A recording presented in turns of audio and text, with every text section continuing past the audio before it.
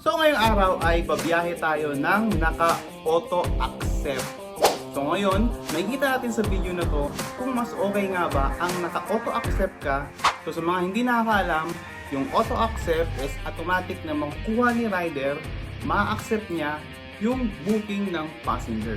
So mas okay nga ba ng naka-auto accept o hindi ka naka-auto accept? Kaya kung gusto mong malaman, panoorin mo to at tapusin mo tong video na to.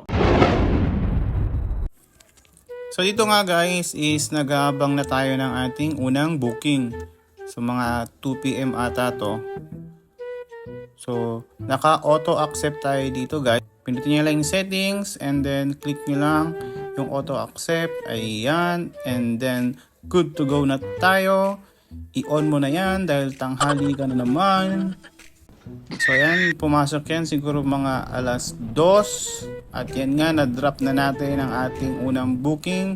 Siyempre, pabibilisin na natin kung magkaroon lang kayo ng idea kung magkano nga ang kinikita. So hindi na natin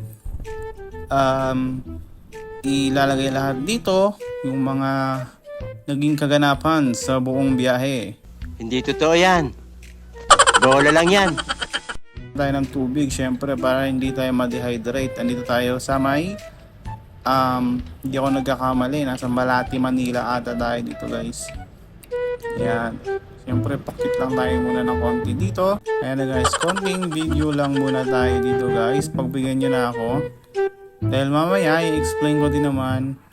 A few moments later. So ngayon nandito tayo sa ating history.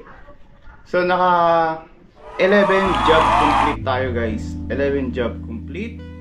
Ayan, so meron tayong total na 874.12. So syempre, magbabawas pa tayo na naman dyan ng ating gas. So marami pa tayong babawas dyan.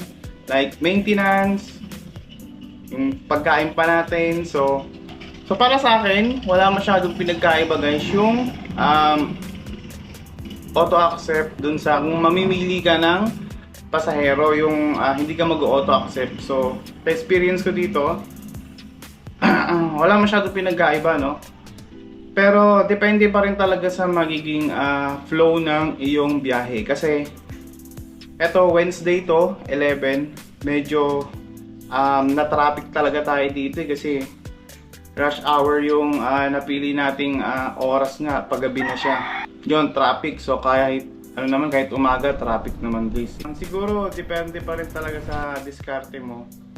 Halimbawa, kung alam mo yung lugar na hindi masyadong traffic, marami kang long ride, dun ka talaga mas kikita guys sa pag long ride yung biyahe mo at hindi ka masyadong na traffic.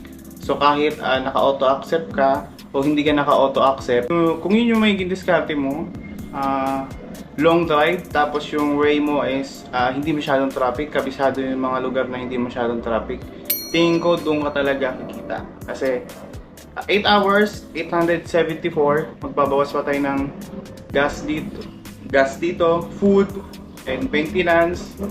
May mga tip naman yung mga customer guys, pero not bad. Pero kung mas kikita pa tayo na mas malaki, long ride at saka hindi masyadong traffic, so mas okay, di ba? So yun lang guys. Kung trip nyo yung mga ganitong video about sa pagmumotor o travel or adventure, yun yung mga gagawin nating video dito. So subscribe and see you next video.